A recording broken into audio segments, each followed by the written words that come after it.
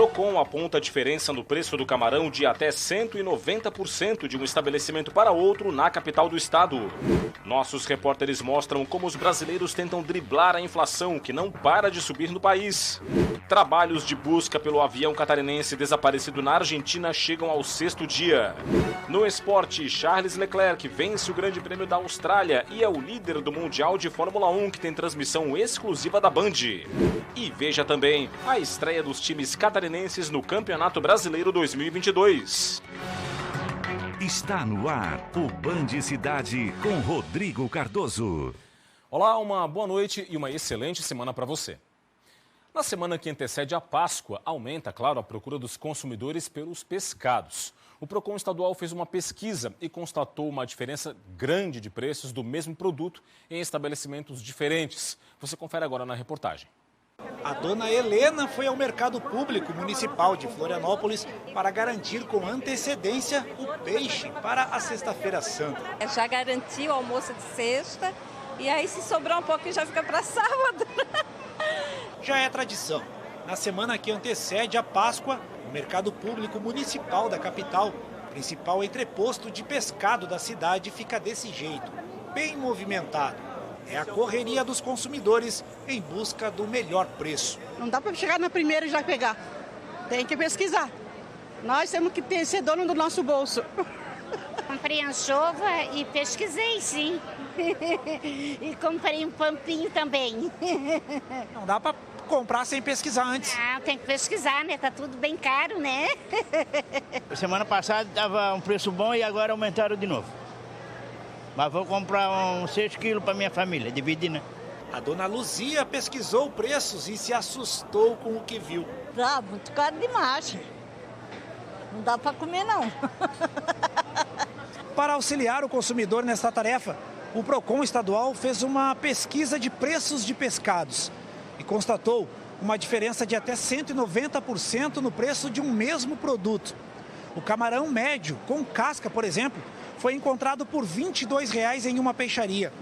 Já em outra, o preço chegou a R$ 64,00. A pesquisa também apontou diferença de 85% no preço do camarão branco. Na tradicional tainha com ova e sem ova, a diferença foi de 40% e 60%. O diretor estadual do Procon faz um alerta. Consumidor, fique atento. Agora, na Semana Santa, faça uma economia. Pesquise o preço antes de adquirir o seu pescado. Pois é, e por falar em alta de preços, a inflação não para de subir no Brasil, não é? Essa alta generalizada de preços tem incomodado bastante a população, como mostra um levantamento nacional. Um ano atrás, o Wesley praticamente enchia o tanque da moto com R$ 50. Hoje, passa um pouquinho da metade. Para cobrir a diferença, trabalha 2 horas a mais por dia.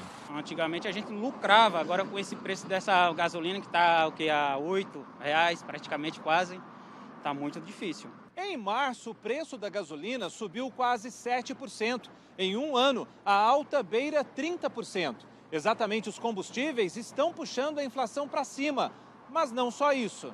Alimentos in natura, como tomate e outros relacionados a commodities internacionais, como a soja, também estão pesando mais. Também em função desse conflito entre Rússia e Ucrânia, os derivados do trigo também avançaram muito de preço. O pão francês subiu quase 3%. As coisas estão subindo e o preço e o salário não aumenta nunca. As outras coisas que eu tinha que comprar para os meus filhos, hoje eu já deixo de comprar, porque eu penso mais no básico, entendeu? Para tentar conter a inflação, o Banco Central tem subido a taxa básica de juros, que hoje está em 11,75% ao ano. A gente precisa também dar tempo dos movimentos atuais na taxa de juros fazerem algum efeito. Eles levam de 6 a 9 meses para terem esse efeito máximo. Pode ser que nos próximos meses essa tensão inflacionária ceda um pouco, e não haja necessidade da autoridade monetária rever ainda mais essa taxa de juros, né? Fazer com que essa taxa suba mais, porque isso gera efeito colateral, isso não ajuda a geração de emprego e renda para a população. O processo seletivo. O domingo foi de provas em todo o Brasil para selecionar recenseadores e agentes que vão atuar no Censo 2022. Em Santa Catarina, mais de 10 mil candidatos se inscreveram. O processo seletivo do Instituto Brasileiro de Geografia e Estatística aconteceu neste domingo. Foram mais de 620 mil inscritos homologados em todo o país. Santa Catarina teve 10.281 inscritos para 7.663 vagas para agentes censitários e recenseadores do Censo Demográfico. A Fundação Getúlio Vargas, responsável pela seleção, divulgou que aqui no estado os cargos de agente censitário supervisor e agente censitário municipal foram os mais procurados, com 4.382 candidatos para 902 vagas. A seleção para recenseador teve em Santa Catarina 5.899 inscrições confirmadas para as mais de 6.700 vagas disponíveis.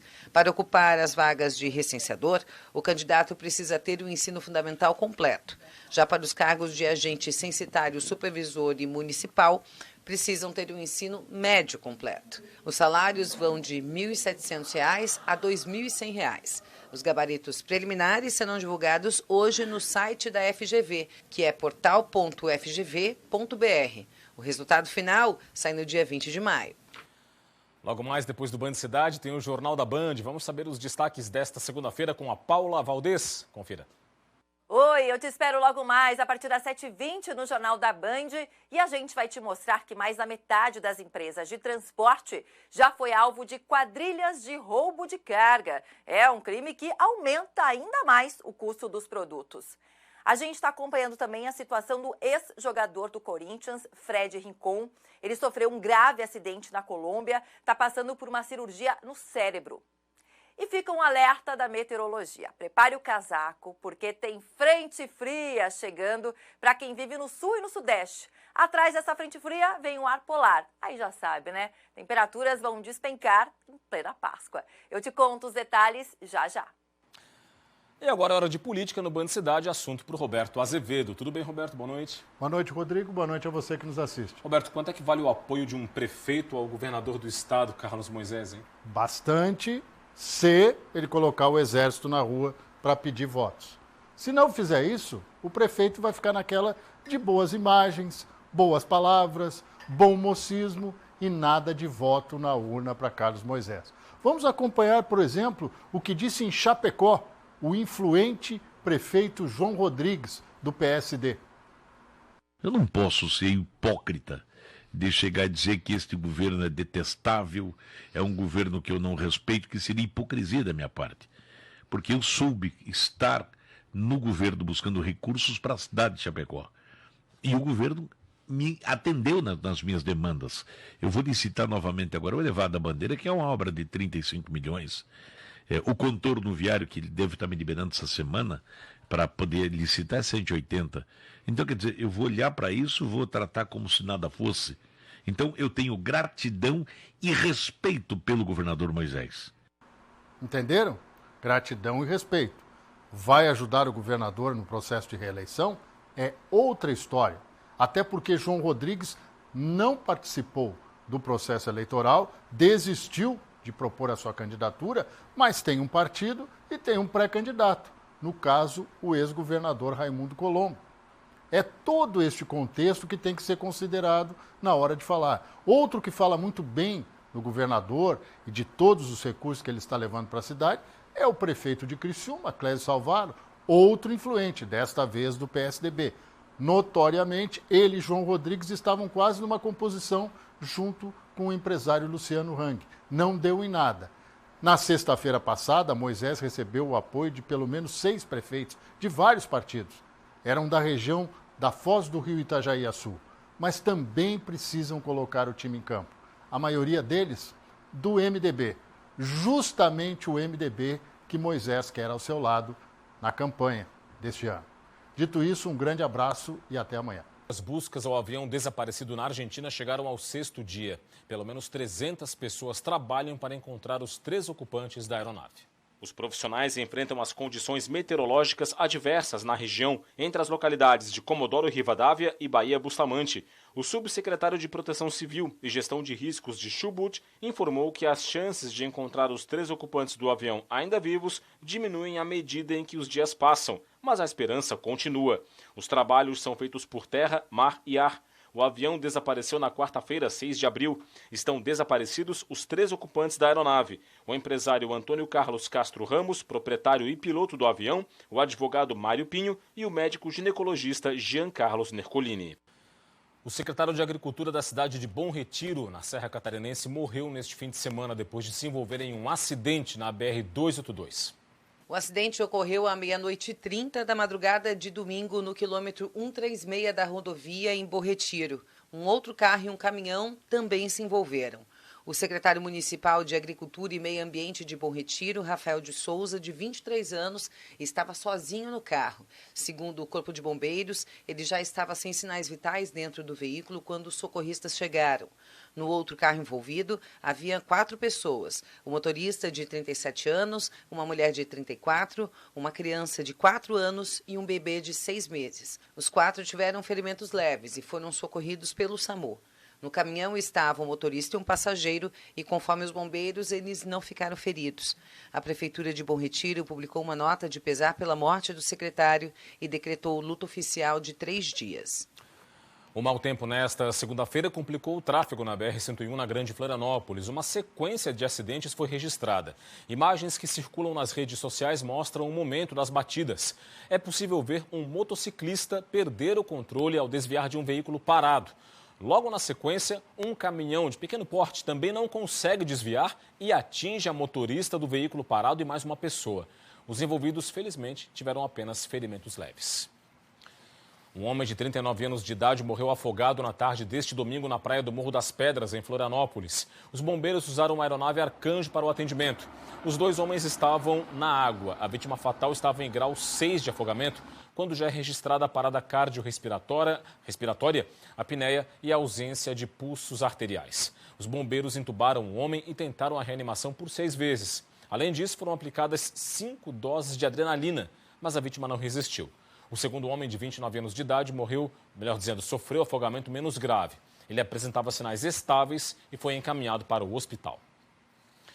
E a Polícia Rodoviária Federal apreendeu maconha e skunk em 2 ocorrências durante o fim de semana. 2 pessoas foram presas. Na BR-101, em Tijucas, na Grande Florianópolis, os policiais rodoviários federais apreenderam 91 quilos de maconha. Um carro com placas de Palhoça foi parado em uma fiscalização, mas fugiu em alta velocidade. Depois de 21 quilômetros de perseguição pela rodovia, o motorista saiu da BR e entrou na área urbana de Tijucas, onde foi cercado e abordado. No porta-malas e no banco de trás do carro, os policiais apreenderam 91 quilos de maconha, divididos em tabletes. O motorista de 24 anos foi preso em flagrante e levado para a delegacia de polícia de Itapema. Na BR-480, em Chapecó, um ônibus que fazia a linha Santarém, no Pará, até Porto Alegre, no Rio Grande do Sul, foi abordado durante fiscalização. Na bagagem de um dos passageiros, um jovem de 18 anos de idade, os policiais encontraram 1,7 kg de maconha, além de 670 gramas de skunk, droga conhecida como super maconha. O jovem confessou aos policiais que pagou R$1.000 pela droga em Guaíra, no Paraná. Ele foi preso em flagrante, foi levado para a Polícia Civil de Chapecó. Uma frente fria em deslocamento pelo estado traz instabilidade para Santa Catarina nesta terça-feira. Detalhes agora na previsão do tempo.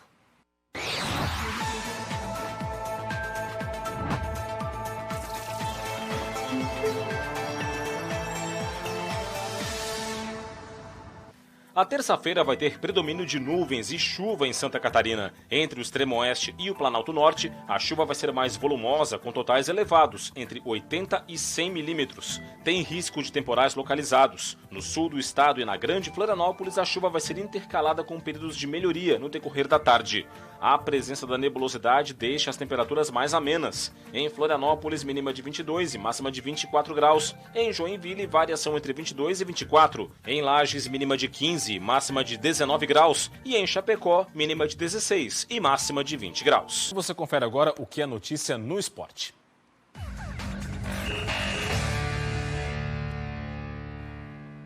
A gente começa com a Fórmula 1, que tem, claro, transmissão exclusiva da Band. A madrugada de sábado para domingo foi de muita velocidade e o monegasco Charles Leclerc venceu mais uma. O piloto da Ferrari levou o Grande Prêmio da Austrália e lidera o Mundial. Confira aí. Tá virando rotina. Ferrari andando bem. Pela segunda vez em 3 corridas, Leclerc subiu no lugar mais alto do pódio. Ele fez pole position, volta mais rápida, largou na frente e não saiu mais. Foi a primeira vez na carreira que ele conseguiu esse feito. Leclerc no capricho vence o GP da Austrália. I was quite worried to get overtaken by Max, but we then managed it quite well. The pace was incredible, the car was incredible. E olha que foram 2 entradas do safety car na pista e a possibilidade dos rivais encostarem.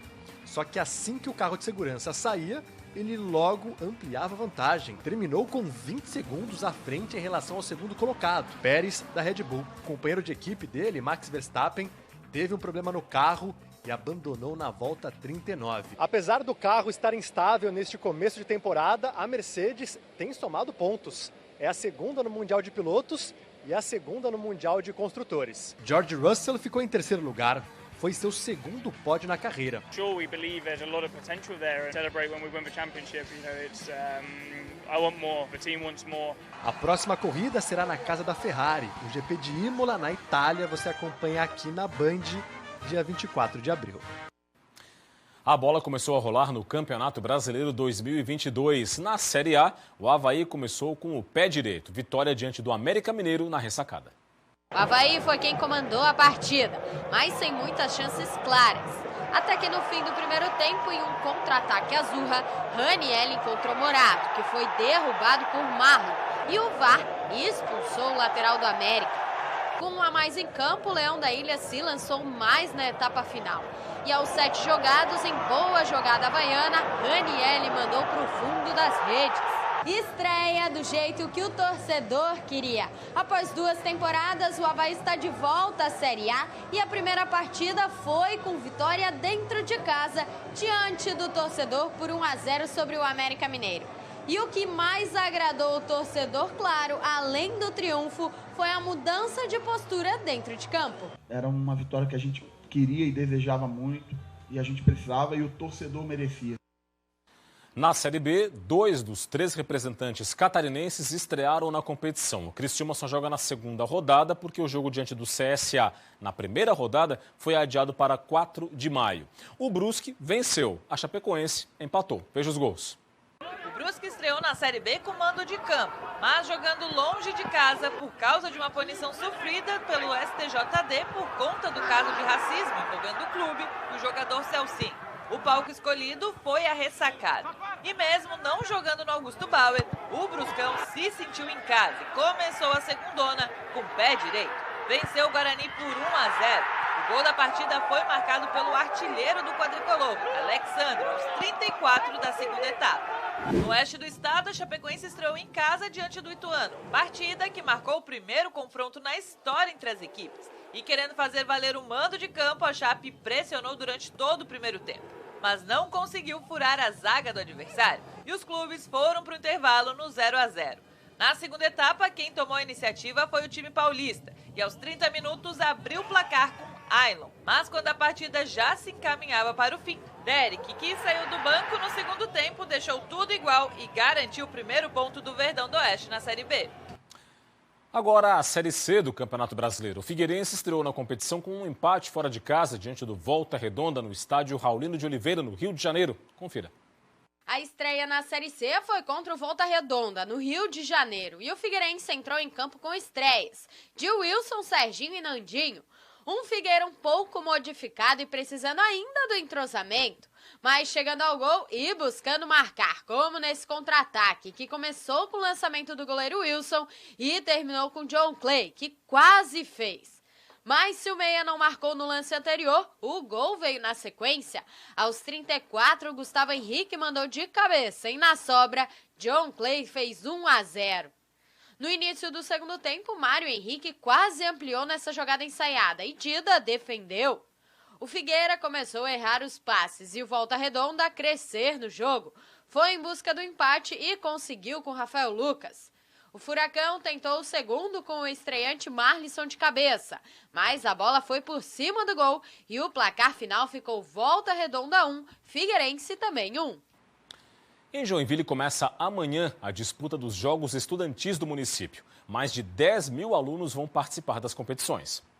A abertura ocorreu nesta sexta-feira com a presença do prefeito Adriano Silva. Ao todo, mais de 10 mil alunos de 78 escolas públicas e particulares de Joinville vão participar dos jogos, nas modalidades coletivas de futsal, vôlei, handebol e basquete, para alunos de 14 a 16 anos, futebol para alunos de 11 a 13 anos e de 14 a 16, além de jogos e brincadeiras para estudantes de 6 a 10 anos. A integração dos jovens, a integração das escolas, né, e essa alegria, essa energia aqui é muito positiva. Estamos muito felizes e estamos organizando, sem dúvida nenhuma, um dos maiores jogos abertos estudantis já organizado aqui em Joinville. Além dos esportes coletivos, os jogos também incluem atletismo, basquete em cadeira de rodas, basquete 3x3, ginástica rítmica e artística, judô, karatê, natação, taekwondo, xadrez e tênis de mesa. Em 2022, os jogos vão contar também com o retorno das atividades paradesportivas, oferecidas para todas as faixas etárias. No próximo dia 24 de abril, a cidade de Palhoça, aqui na Grande Florianópolis, vai completar 128 anos de emancipação política e administrativa. A programação especial, no entanto, já começou e teve evento neste fim de semana na Pedra Branca. A segunda edição do Palhoça Drum Fest ocorreu na Praça do Espelho d'Água, na Pedra Branca, neste domingo. A baterista Vera Figueiredo, uma das mais respeitadas do país, ministrou um workshop no sábado e comandou a festa no domingo, com 100 outros bateristas. A apresentação envolveu um repertório de clássicos nacionais e internacionais, de artistas como U2, Queen, Led Zeppelin e Cazuza. Até o prefeito de Palhoça arriscou assumir as baquetas de uma das baterias durante o evento. Esse é mais um evento de comemoração de 128 anos de emancipação de Palhoça, o que nos deixa muito felizes aqui no Parque do Aririú, onde a família em massa veio, as pessoas vieram, estão comemorando o aniversário com todas as atrações, tivemos shows, apresentações e o mais importante é isso, é a vivência das famílias no parque, vindo para a rua, vivendo esse espaço que é maravilhoso e que é da população e que foi feito para as pessoas. A festa reuniu um bom público ao longo do passeio Pedra Branca, pessoas das mais variadas gerações unidas em torno da música. Você confere agora imagens ao vivo de Florianópolis. É a capital de todos os catarinenses, com tempo bom, poucas nuvens neste momento, não chove na capital catarinense, 22 graus então é a temperatura. Em destaque para você as pontes que fazem a ligação entre a ilha e o continente. O motorista que chega à ilha de Santa Catarina pela ponte Pedro Ivo Campos tem o tráfego tranquilo nas 4 pistas e também na via expressa continental, na chegada à ilha de Santa Catarina. Quem sai pela ponte Colombo Salles também encontra tráfego tranquilo na ponte, mas quando chega na via expressa, na metade do caminho, nos primeiros 3 quilômetros, tudo tranquilo, mas dali para frente, na direção da BR-101, já encontra um pouco mais de lentidão e formação de filas, tudo por causa do trecho sul ali da BR-101, em direção ao município de Palhoça, onde o tráfego realmente fica um pouco mais complicado. Mas nesse momento, pelo menos a travessia na ponte é tranquila para quem sai da ilha de Santa Catarina. E é isso, o Band Cidade de hoje fica por aqui. As reportagens desta edição estão no YouTube da TVBV. Para acessar, aponte a câmera do seu smartphone para o QR Code que está na sua tela, tá certo? Vem aí as informações do Brasil e do mundo no Jornal da Band. Mais Santa Catarina você confere amanhã, 12h30 no Jogo Aberto SC e 12h50 no SC Acontece. Para você um forte abraço, muito obrigado pela audiência, uma ótima noite e até amanhã. Tchau, tchau.